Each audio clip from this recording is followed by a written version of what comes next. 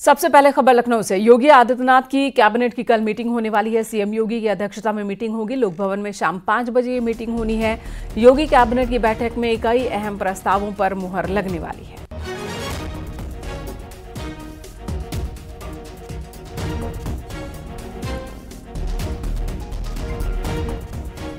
बात हरियाणा चुनाव की। अंबाला की रैली में राहुल गांधी ने पूर्व सीएम भूपेंद्र हुड्डा और कुमारी शैलजा के बीच एक बार फिर सुलह कराने की कोशिश की। राहुल गांधी ने मंच पर दोनों नेताओं का हाथ पकड़ा और एक दूसरे से हाथ मिलाने को कहा। अंबाला की रैली में राहुल गांधी ये संदेश देना चाहते थे कि हरियाणा कांग्रेस में सब कुछ ठीक है। हरियाणा के दंगल में राहुल गांधी, प्रियंका गांधी ने मोर्चा संभाल लिया है। अग्निवीर योजना को लेकर हरियाणा में सियासी संग्राम शुरू हो चुका है। अग्निवीर योजना का जिक्र आज राहुल गांधी और प्रियंका गांधी वाड्रा ने भी किया। अंबाला की रैली में राहुल गांधी ने अग्निवीर योजना का जिक्र करते हुए मोदी सरकार पर हमला बोला। राहुल ने कहा कि अग्निवीर से देशभक्त युवाओं की आकांक्षाएं छीन ली गई हैं।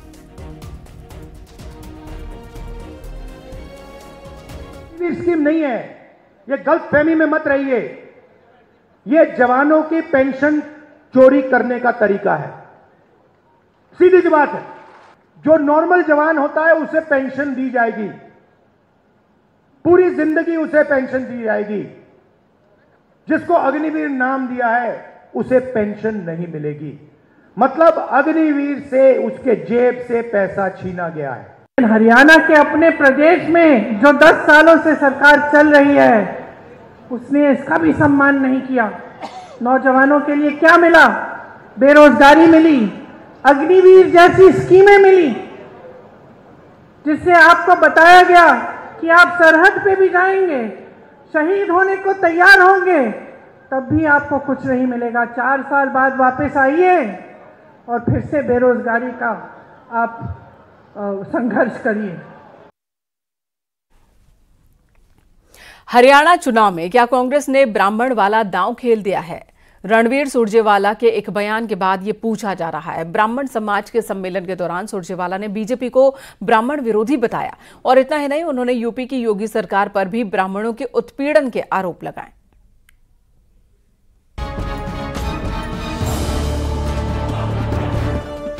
हरियाणा चुनाव में सियासी पारा हाई होते जा रहा है। बयानों की तलखी बढ़ती जा रही है। अब कांग्रेस नेता रणदीप सिंह सुरजेवाला ने बीजेपी पर बड़ा हमला बोला है।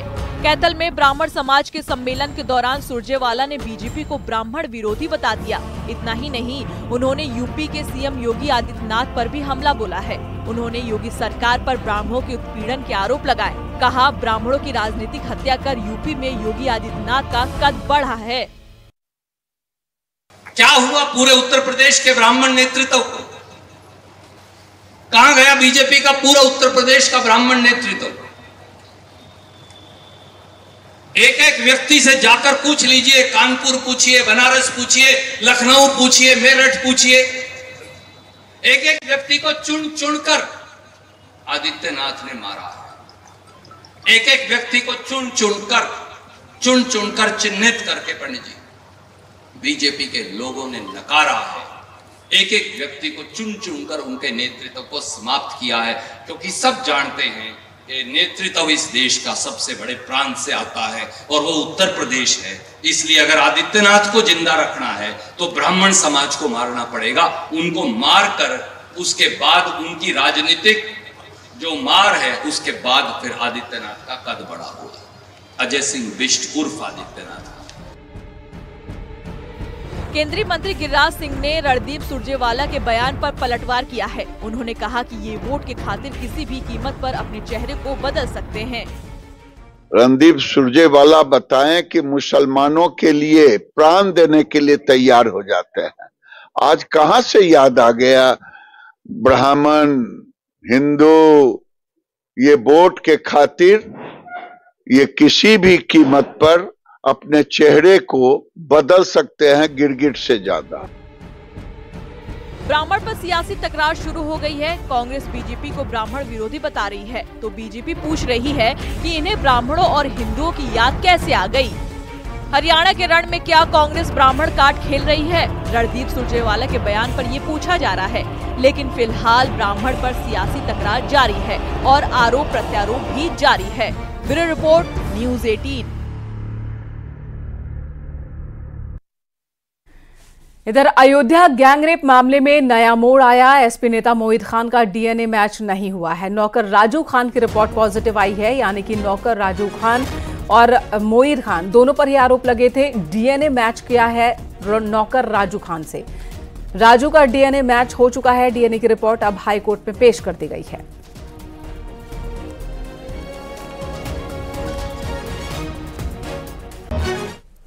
प्रयागराज के सिविल लाइन में स्थित मिशनरी स्कूल इन दिनों सुर्खियों में है। इस स्कूल के प्रधानाचार्य डेविड ल्यूक पर एमए की फर्जी डिग्री लगाकर नौकरी पाने का आरोप है। लखनऊ डायोसिस के बिशप मॉरिस एडगर दान ने सिविल लाइन्स थाने में तहरीर देकर नौकरी से अब तक कमाए 3 करोड़ 25 लाख रुपए की रिकवरी कराने और कार्रवाई करने की मांग की। पुलिस को तहरीर दी गई है, जिसमें यह बताया गया है कि 16 अप्रैल 2012 को बॉयज हाई स्कूल के प्रधानाचार्य का पद खाली होने पर डेविड ल्यूक ने इस पद के लिए आवेदन दिया, जिसमें उन्होंने अपने शैक्षणिक प्रमाण पत्र दाखिल किए और उन्हीं प्रमाण पत्रों के आधार पर उन्हें कार्यवाहक प्रधानाचार्य के पद पर नियुक्त किया गया। वहीं आईजीआरएस पर की गई शिकायत के बाद जांच में डिग्री फर्जी पाई गई है। बिशप मॉरिस एडगर दान पर वित्तीय अनियमितता के आरोप भी लगाए हैं। आपको बता दें, इस स्कूल से महानायक अमिताभ बच्चन ने भी पढ़ाई की थी। संजय नगरी प्रयागराज के सिविल लाइन इलाके में बॉयज हाई स्कूल स्थित है। ये शहर का सबसे प्रतिष्ठित और सबसे पुराना स्कूल है। अगर बात करें तो ये 1861 में इसकी स्थापना हुई थी और सदी के महानायक अमिताभ बच्चन ने भी इस स्कूल में शिक्षा ग्रहण की थी। मौजूदा समय में इसमें 8000 से ज्यादा बच्चे पढ़ रहे हैं, लेकिन ये स्कूल इन दिनों सुर्खियों में बना हुआ है। दरअसल सुर्खियां बनने की वजह यह है कि स्कूल के जो प्रिंसिपल हैं डेविड ल्यूक, उनकी एमए की डिग्री फर्जी बताई जा रही है और यही वजह है कि इस मामले में बिशप मॉरिस एडगर दान ने शिकायत की है सिविल लाइन थाना पुलिस से और इसी आधार पर इसमें कार्रवाई की मांग की गई है। हालांकि प्रिंसिपल के पक्ष की अगर बात करें तो उनकी पत्नी यानी कि मिसेस ल्यूक भी इसी स्कूल में शिक्षिका है। उनका ये कहना है कि प्रिंसिपल यहाँ पर नहीं है और पूरे मामले में चूंकि विवेचना चल रही है तो इसलिए बिना अपने अधिवक्ताओं से बातचीत के वो कोई बयान नहीं देना चाहती है। लेकिन इस मामले में ये भी स्कूल के ओर से, प्रिंसिपल की ओर से ये कहा गया है कि जो बिशप मॉरिस एडगर दान है उनके बिशपशिप को लेकर भी तमाम तरह के सवाल खड़े किए जा रहे हैं कि उनको इस बात का अधिकार नहीं है कि वो इस तरह के सवाल उठाएं। लेकिन बात यह है कि बिशप और स्कूल के प्रिंसिपल के बीच जिस तरह का विवाद है, इससे इस प्रतिष्ठित स्कूल की छवि धूमिल हो रही है और खास तौर पर इस मामले के सामने आने के बाद शहर में भी तरह तरह की चर्चाएं शुरू हो गई हैं। सर्वेश दुबे, न्यूज़ 18 प्रयागराज। बहराइच में 2 कार की टक्कर हो गई और हादसे में कार सवार 6 लोग गंभीर रूप से जख्मी हो गए। वहीं दूसरी कार में एयरबैग खुलने से सभी की जान बच गई। घटना पानी टंकी चौराहे की है। घायलों को मेडिकल कॉलेज में भर्ती करवाया गया। एक कार पर बीजेपी का स्टिकर लगा था। लखनऊ से आ रहे थे सर, वो अचानक ले आके गाड़ी में सीधा ठोक दिया। कितने लोग आपके गाड़ी में, कितने लोग चोट खाए? हमारे गाड़ी में सभी लोग चोट खाए हैं, 5 के 5 लोग। अच्छा, ये कहाँ पे हादसा हुआ है? ये हादसा इसी पानी टंकी पे हुआ है। बाराबंकी के मुर्गीदाना और राइस ब्रांड बनाने वाली फैक्ट्री के डीजल टैंक में उतरे 3 मजदूरों की दम घुटने से मौत हो गई। डीजल टैंक सफाई करने के लिए पहले एक मजदूर टैंक में उतरा था। उसके ऊपर न आने के बाद दूसरा मजदूर नीचे उतरा। जब नहीं लौटा तो इसकी खबर फैलते ही फैक्ट्री में हाहाकार मच गया। मौके पर बड़ी संख्या में जुटे मजदूरों के साथियों ने किसी तरह तीनों को बाहर निकाला और इन्हें सीएचसी ले गए, जहां डॉक्टरों ने इन्हें मृत घोषित कर दिया। घटना जहांगीराबाद थाना क्षेत्र की है।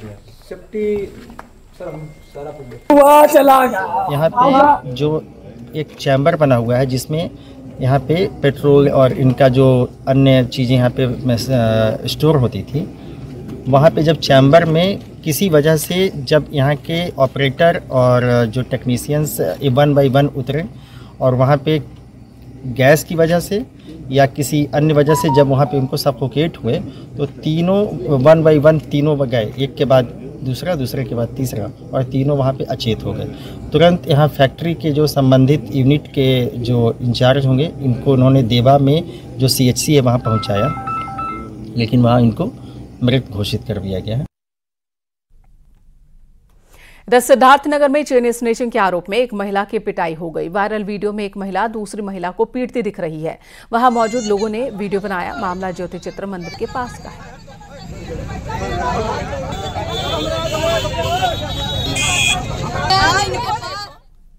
खबर बरेली से। लव जिहाद के मामले में कोर्ट ने आजीवन कारावास की सजा सुनाई। ऑपरेशन कन्विक्शन के तहत 6 महीने में ही अदालत का फैसला आया। कोर्ट ने मुस्लिम लड़के को उम्र कैद की सजा और 1 लाख रुपए का जुर्माना लगाया है।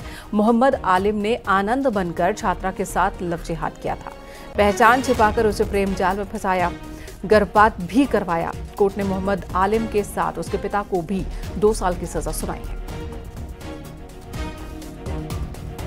बादनी ने जो रिपोर्ट लिखाई थी उस तहरीर में भी कहा वो आनंद नाम लेके मिलता था, मुझे अपने जाल में फंसाया, हाथ में कलावा भी बांधता था। उसने अपनी तहरीर में 161 के बयानों में पुलिस को जो दिए, 164 माननीय न्यायालय में जो होते हैं दौरान विवेचना उसमें सब में, और माननीय न्यायालय में जो मुख्य परीक्षा होती है उसमें भी उसने यही बताया कि ये आनंद नाम लेकर हमसे मिला और ये कलावा बांधता था और उसने शादी की और शारीरिक संबंध बनाए, वीडियो बनाई, फिर डराया धमकाया, मेरे संग बलात्कार किया।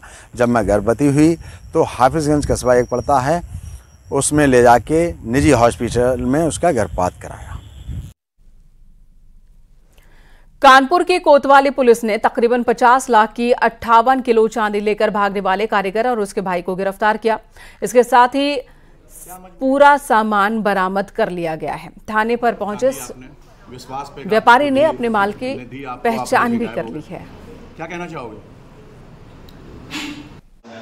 आदमी स्कूटी छोड़ करके चला जाता है, जिससे पुलिस देखती है कि लावारिस स्कूटी खड़ी है और स्कूटी से ऐप से उसका नंबर निकालती है, मालिक का उन्हें कॉल करती है।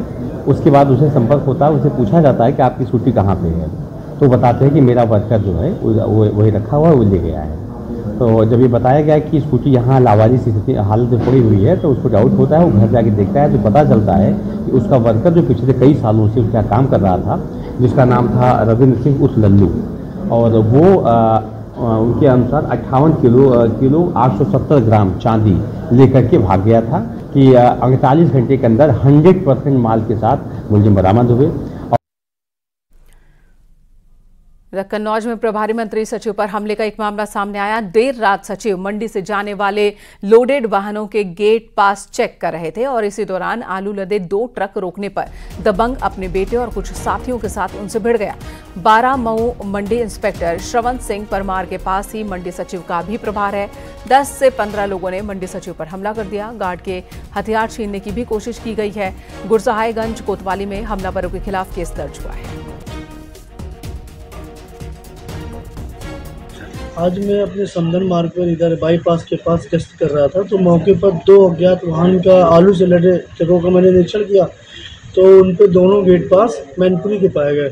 तो उन पे मैंने जब पूछताछ करी तो ड्राइवरों ने शायद किसी ने फ़ोन लगाया हुआ, तो मौके पर अवधेश गुप्ता इधर गुरसागर निवासी वो सफारी से आया, 50-60 लड़कों के साथ वहाँ पर आ करके गाड़ी में मेरे साथ बदतमीजी की और मेरे कर्मचारी कॉलर पकड़ी और गार्डों की बंदूक छीनी मौके पर। कुछ चोट लगी आप लोगों? हाँ। ग्रेटर नोएडा में इंटरनेशनल ट्रेड शो का समापन हो चुका है। मेरठ के कई उद्यमियों ने यहाँ स्टॉल्स लगाए थे। मेरठ के उद्यमी प्रवीण जैन ने भी अपना स्टॉल लगाया। उन्हें इस ट्रेड शो से 1 अरब यानी कि 100 करोड़ का ऑर्डर मिला है। इंडस्ट्रियलिस्ट प्रवीण जैन खुश हैं। सीएम योगी आदित्यनाथ को धन्यवाद दे रहे हैं।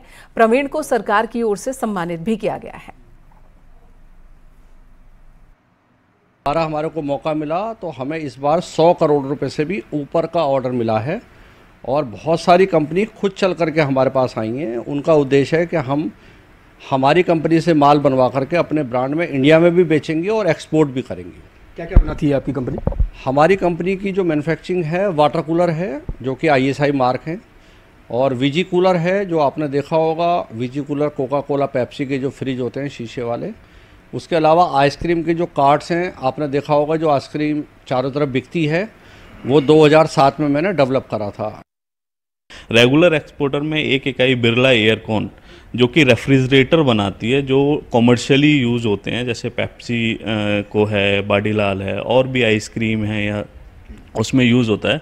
तो बिरला एयरकॉन द्वारा लास्ट ईयर भी प्रतिभा किया गया था और उस समय उसको 50 करोड़ का ऑर्डर मिला था और लास्ट ईयर ही बिरला एयरकॉन ने ये इंश्योर कर दिया था कि अगले मैं हर बार इस ट्रेड शो में पार्टिसिपेट करूंगा और उन्होंने पहले से ही यहाँ इस बार भी अपना स्टॉल बुक कराया, 4 स्टॉल उन्होंने बुक कराए और इस बार प्रतिभा किया गया और बड़े हर्ष की बात है मेरठ के लिए कि उनको 100 करोड़ का ऑर्डर इस बार उनको मिला है। इधर आगरा जोन में महिला अपराध के आंकड़ों में पिछली बार के मुकाबले 35% की गिरावट देखने को मिली है। आगरा जोन की एडीजी अनुपम कुलश्रेष्ठ ने प्रेस कॉन्फ्रेंस कर आंकड़े जारी किए। एडीजी के मुताबिक मिशन शक्ति और महिला सशक्तिकरण अभियान के पहले फेज में पॉक्सो में 28%, तो बलात्कार की वारदात में 56% तक की कमी आई है। आगरा जोन के अंतर्गत पुलिस ने लगभग 2500 चौराहों पर लगभग 3 लाख लोगों से सीधा संवाद किया। मिशन शक्ति का शीघ्र ही शुरू होने वाला है।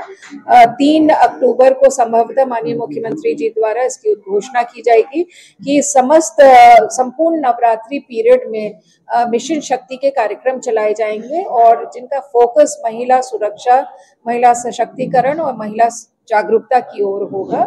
उसी के अग्रगामी के रूप में हमने ये 8 दिवसीय महिला जागरूकता अभियान पूरे जोन आगरा जोन में चलाया।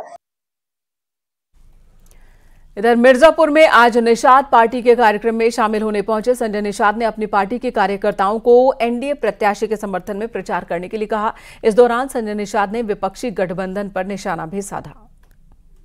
इनको जो भ्रमित कर रहे हैं विरोधी सपा बसपा कांग्रेस के लोग, तो जिससे निषाद फिर भ्रमित हो जाए, फिर वो इनका वोट लूटते रहे, तो इनको इसीलिए आज बुलाया गया है कि एनडीए जो है मिलके चुनाव लड़ेगी और इनको बताना है कि गठबंधन दल सपा बसपा कांग्रेस का 6 महीने का होता है और एनडीए का गठबंधन 25 साल का है।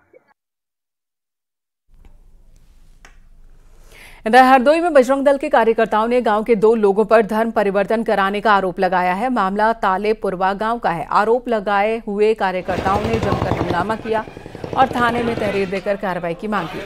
आरोप लगाया गया कि ये लोग हिंदू समुदाय के लोगों का ईसाई धर्म में परिवर्तन करा रहे हैं। बजरंग दल के कार्यकर्ताओं ने एक घर के अंदर धर्म परिवर्तन कराए जाने का आरोप लगाया, जिसके बाद पुलिस ने घर पर दबिश दी, 2 लोगों को हिरासत में लिया। बड़ी संख्या में यहां पर महिला और पुरुष भी मौजूद हैं।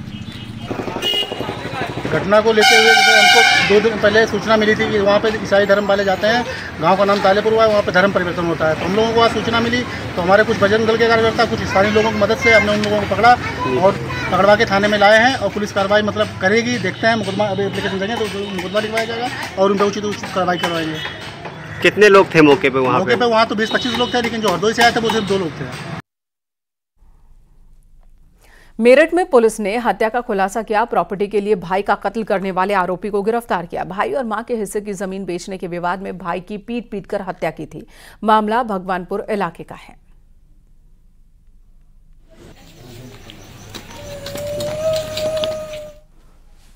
सिद्धार्थनगर जिले के डुमरियागंज तहसील क्षेत्र के एक कॉलेज प्रबंधक पर कुछ बच्चों से फीस लेकर डिग्री और मार्कशीट न देने का आरोप लगा है। इसकी शिकायत भी तहसील दिवस में जिलाधिकारी से की गई। बच्चों के समर्थन में पूर्व विधायक राघवेंद्र प्रताप सिंह उतर आए। दरअसल ये स्कूल सपा विधायक सैयद खातून का है, जिस पर बच्चों के भविष्य से खिलवाड़ के आरोप लगे हैं। मिले हैं कुछ पीड़ित छात्रों का, उनके परिवार का, उनका बीएससी या डिग्री कॉलेज तक का मान्य संबद्धता सिद्धार्थ विश्वविद्यालय से है, लेकिन उसके बाद भी उन्होंने एमए की डिग्री देने के लिए अपने उसी डिग्री कॉलेज से तौफीक मेमोरियल कॉलेज से ही एमए की फीस की रसीद काटा है, जो सरासर गलत है। इधर संभल में छत से गिरकर एक बच्चे की मौत का मामला सामने आया। दरअसल बच्चा छत पर था और इसी दौरान बंदर बच्चे के हाथ से रोटी छीनने की कोशिश कर रहा था। इसी दौरान बच्चा छत से गिर गया और उसकी जान चली गई। जूनावई थाने के असदपुर गांव में यह हादसा हुआ।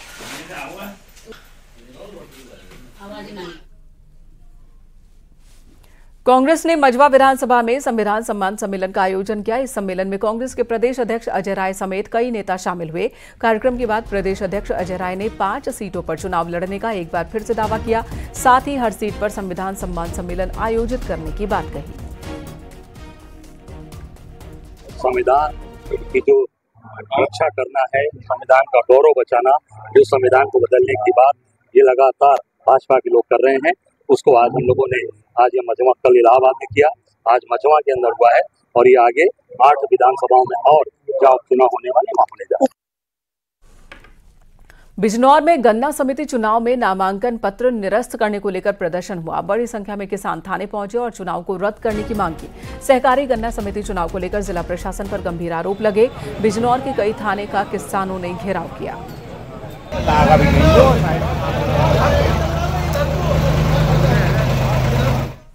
दिल्ली में इफ्को ने साल 2024 के श्रीलाल शुक्ल स्मृति इफ्को साहित्य सम्मान के लिए चंद्रकिशोर जायसवाल और युवा साहित्य सम्मान के लिए रेणु यादव का चयन किया। रचनाकारों का चयन वरिष्ठ साहित्यकार असगर वजाहत की अध्यक्षता वाली चयन समिति ने किया है। दिल्ली में आयोजित कार्यक्रम में कथाकार श्री चंद्रकिशोर जायसवाल को श्रीलाल शुक्ल स्मृति इफ्को साहित्य सम्मान से नवाजा गया। वहीं रेणु यादव को श्रीलाल शुक्ल स्मृति इफ्को युवा साहित्य से सम्मानित। अंचलों की पृष्ठभूमि में इस रूप में इस बार से शुरू किया है, जिसमें आज दिया जा रहा है। तो ये एक उर्वरक संस्था होते हुए कोऑपरेटिव संस्था, हम साहित्य को, हिंदी साहित्य को बढ़ावा देने के लिए लगातार इसमें पिछले देख रहे हैं आप 14 वर्षों से काम कर रहे हैं और इससे एक इंडिपेंडेंट एक चयन समिति बनती है जो साहित्यों को उनको पूरा देखरेख के बाद ये उसमें से जो प्रोत्साहन के लिए, जो अवार्ड के लिए सिलेक्ट किए जाते हैं, उनको फिर हम ये एक सालाना एक प्रोग्राम करते हैं। कन्नौज में जमीन के विवाद में बिना किसी ऑर्डर और राजस्व अधिकारी की मौजूदगी के पुलिस ने एक निर्माण पर बुलडोजर चलवा दिया। इतना ही नहीं, विरोध करने पर एक पक्ष की महिलाओं को जमीन पर खींच-खींच हटाने का भी आरोप है। मामला नसरापुर का बताया जा रहा है। पुलिस की मौजूदगी में बिना कोर्ट के आदेश और बिना नोटिस के घर गिराने का एसपी नेता ने विरोध किया और कई सवाल उठाए।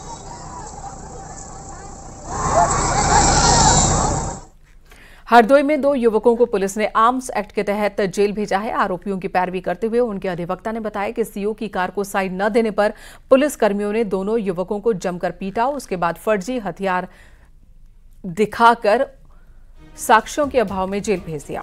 कोर्ट ने दोनों पक्षों को सुनने के बाद पुलिस कार्रवाई पर ही सवाल उठाए हैं और पूरे मामले की जांच की बात कही है। अदालत ने यह भी कहा कि इस मामले में जो 5 वीडियो पेश किए गए वो कूट रचित यानी कि साजिशन, किसी को फंसाने की नीयत से बनाए गए लग रहे हैं।